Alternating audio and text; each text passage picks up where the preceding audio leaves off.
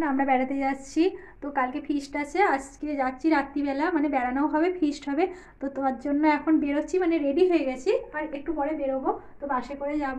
আর বাসে খাবার জন্য এখানে এই টিফিনটাতে নিয়ে নিয়েছি লুচি বেগুন ভাজা, এটাতে নিয়ে নিয়েছি লুচি আলুর চচ্চড়ি। বাসে খাবো, মানে একটু সকাল করে বেরোবো, তো তো রাত্রিবেলা খিদে পেয়ে যাবে। সন্ধ্যের টিফিন বাড়িতে করে নিয়েছি, আর এটা রাতে খাবার জন্য।